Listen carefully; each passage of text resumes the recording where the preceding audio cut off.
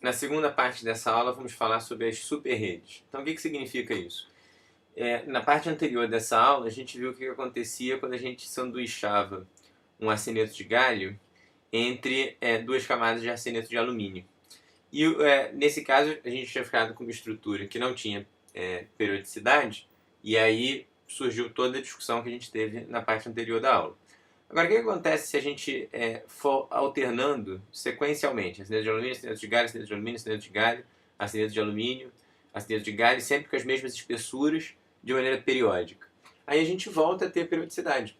Só que agora a minha periodicidade, ela é desse tamanho L aqui, que tipicamente é da ordem de dezenas de nanômetros.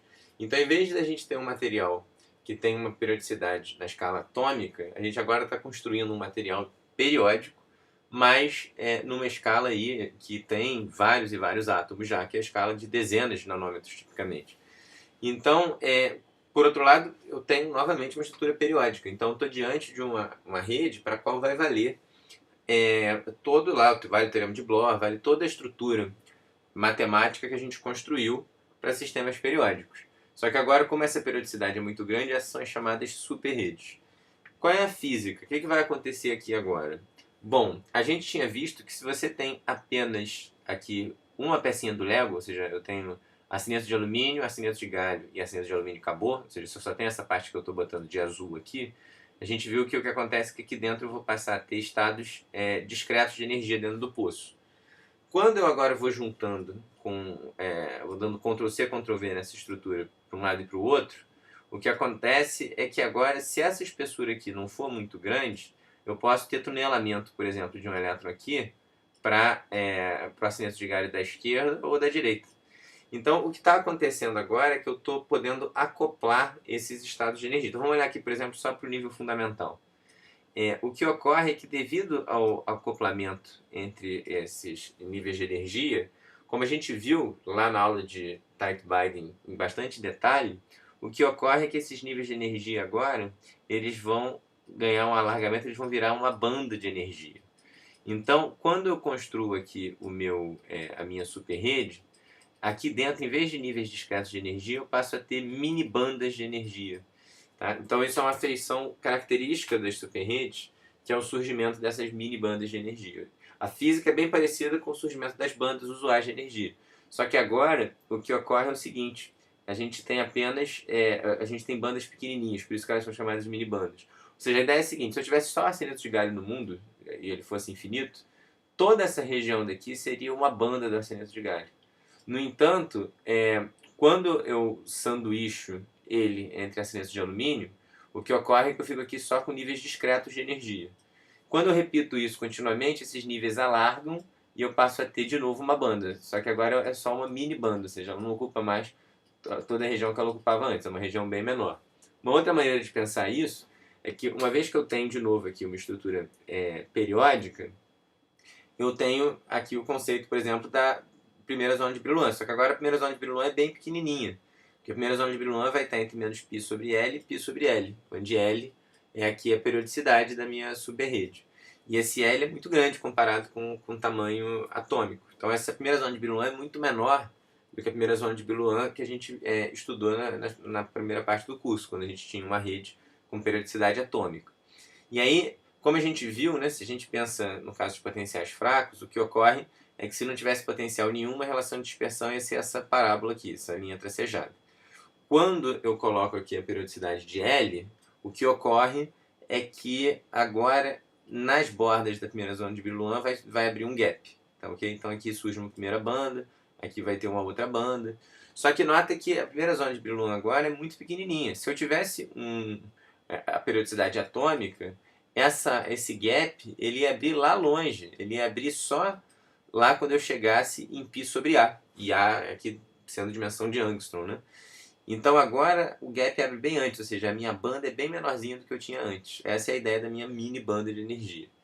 E as superredes elas têm várias aplicações interessantes, e uma delas é que elas permitiram que se medisse fenômenos físicos que para redes tradicionais a gente não consegue medir.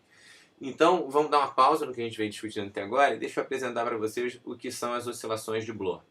Qual é a ideia? Imagina que a gente tem uma cadeia unidimensional na presença de um campo elétrico DC. Então aqui eu não estou fazendo nenhuma hipótese sobre o tamanho da periodicidade. Pode ser uma rede tradicional ou pode ser uma superrede, por enquanto está totalmente aberto. O que acontece se eu chego nessa minha cadeia unidimensional e aplico um campo elétrico DC? Tá? Bom, a gente sabe que se a gente pensar em cada elétron, o que vai acontecer é que, bom, se eu quiser pensar até semiclassicamente, a força em cada elétron vai ser a carga dele vezes o campo, e isso vai corresponder ao dp/dt, e o P é esse H cortado K. Então você observa que conforme o tempo passa, o K vai mudando, ou seja, a gente está dizendo que a gente está acelerando o elétron, né? Então se você integra essa equação para um campo DC, esse campo é constante, né? Então quando você integra, você vê que a variação de K no intervalo de tempo t é dada por essa expressão daqui, tá? Então aqui eu construí um raciocínio bem semiclássico, mas se você quiser resolver a equação de Schrödinger na presença desse campo elétrico, você vai ver que é exatamente isso que acontece. Depois eu posso, enfim, na aula que a gente tiver curiosidade, a gente pode fazer a conta mais rigorosamente. Mas isso aqui é uma expressão exata que a gente tem quando a gente tem uma rede, uma cadeia unidimensional na presença de um campo DC. Tá? E aí o que ocorre agora? Bom, se a gente não tiver um campo muito forte, o que vai acontecer vai ser o seguinte. Então, imagina que você comece com o estado, com o elétron aqui nesse estado, por exemplo. Imagina que você tenha só um elétron aqui nessa banda de condução, para simplificar. Então, o que acontece é que você começa com um elétron aqui, o campo elétrico vai acelerando ele, então ele vai tendo cais cada vez maiores, vai dando cais cada vez maiores, e aí, quando ele chega aqui, o que ocorre é que se o campo não for muito intenso, tudo que acontece é que, bom, ele volta para cá, porque esse ponto... Lembra que tem periodicidade, né? Aqui no espaço K, então esse ponto daqui é equivalente a um ponto que está aqui, né? Uma distância 2π sobre A. Então, quando ele chega aqui, para todos os efeitos, ele volta para cá. Por que não precisa ser... por que não pode ser um campo muito intenso? Se o campo for muito forte, ele pode pegar um elétron que está aqui e conectar com bandas mais energéticas. A gente está supondo aqui que o campo elétrico ele não é suficiente para remover o elétron dessa banda, para fazer transições interbandas. Ou seja, tudo que acontece é que você fica aqui dentro da banda. Por simplicidade, eu supus aqui que a gente tinha só um elétron aqui nessa banda, mas tanto faz, se você tiver mais elétrons, tudo que vai acontecer é que todo mundo vai andando, ou seja, eles vão cada um... o sujeito que estava aqui vai para o lado e aí ele vaga um espaço, o cara que estava aqui ocupa esse espaço e assim por diante. Então essas oscilações de Bloch são bem gerais e elas vão ocorrer sempre que eu não tenho um campo muito intenso, ou seja, conforme você parte aqui de um certo estado, o que ocorre quando você chega aqui na borda da zona de Brillouin, você volta para o que você estava antes e isso dá origem a essas oscilações. Uma outra maneira física de pensar é que os elétrons eles vão acelerar até eles terem um lambda que corresponde a 2A, que é o lambda que eles têm na borda ali da zona de Brillouin. E aí, quando eles têm um lambda igual a 2A, eles sofrem uma reflexão de Bragg, e aí eles invertem então o sinal do K, ou seja, eles passam agora para o outro lado. Tá? Então lembra que toda essa discussão a gente está usando aqui, né, que essa velocidade de fase, né, ela corresponde a você pegar o momento, né, em relação de De Broglie e dividir pela massa. Né? Então, enfim. E aí a gente tem então a expressão para essa frequência de Bloch de oscilação. Então essa oscilação é muito esquisita fisicamente. Significa que você tem um elétron sozinho aqui e liga o campo elétrico, em vez dele simplesmente acelerar, pelo fato de a gente ter a periodicidade da rede, o que acontece é que esse elétron na rede ele vai ficar oscilando. Ou seja, agora como é que você observa essas oscilações?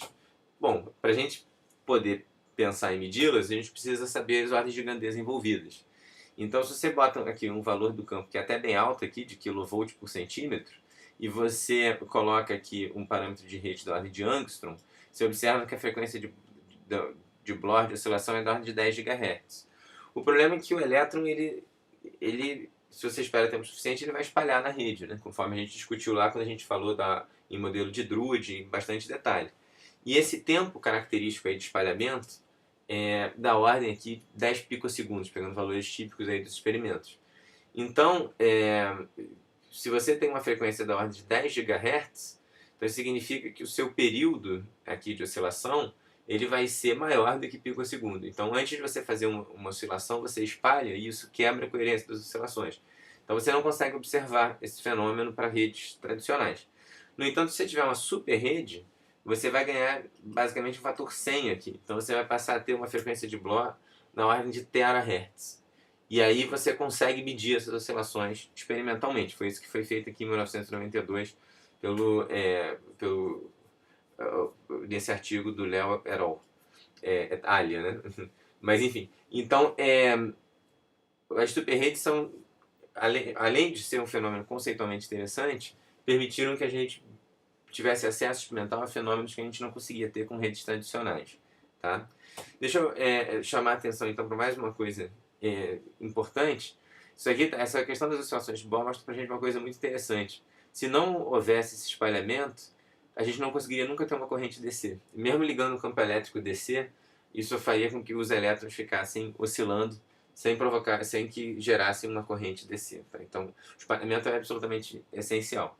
E eu queria aproveitar também para diferenciar entre um outro fenômeno que a gente tinha estudado já na aula 3 do nosso curso, que era a questão das oscilações de plasma. Então, a oscilação de Bloch e a oscilação de plasma elas não são o mesmo fenômeno.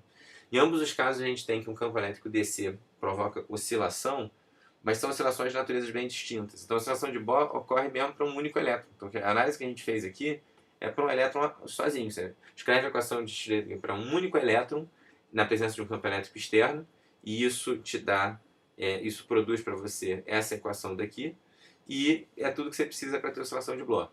Então, a oscilação de Bloch ocorre mesmo para um único elétron. As oscilações de plasma eram um fenômeno coletivo. E quando você quantizava essas oscilações, isso dá origem a quase partículas que são os plasmos, que a gente mencionou na aula 3. Então, a imagem pictórica é bem diferente dos dois casos. Porque no caso da oscilação de Bloch, tudo que acontece é que, pensando mesmo no estado de um único elétron, o que ocorre é que o K dele vai mudando em virtude do campo elétrico, até que chega na borda da zona de Brillouin, ele reflete e vem para o menos K. E aí volta a acelerar e assim por diante. Enquanto que a oscilação de plasma é um fenômeno coletivo. A ideia é que quando eu acelero, tem aqui um conjunto de elétrons que estão dentro de um metal, então tem aqui íons fixos positivos, né? Se eu aplico um campo elétrico para a direita, os elétrons vêm todos para a esquerda, e aí você acaba ficando com uma região negativa de um lado e uma região positiva do outro. E isso produz, por sua vez, um campo interno na amostra, que quanto mais os elétrons vão se deslocando, maior esse campo elétrico vai ficando. Até que em algum momento esse campo elétrico fica mais intenso do que o campo externo que você está aplicando, e isso vai freando os elétrons até que, em um certo momento, eles começam a voltar, e isso é que dá origem à oscilação. Lá na aula 3, a gente inclusive mostrou como calcula essa frequência de plasma. Então é um fenômeno coletivo, ela depende aí da densidade de elétrons e precisa justamente dessa coletividade. Uma outra diferença importante é que a oscilação de Bloch é um fenômeno genuinamente quântico, tá, ok?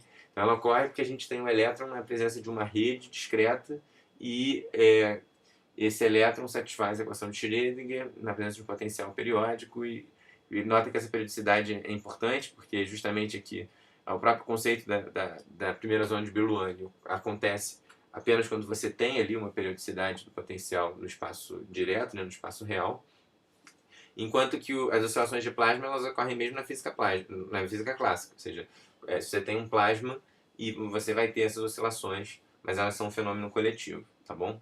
Então é um fenômeno bem diferente do que a gente tinha lá na física clássica. Então,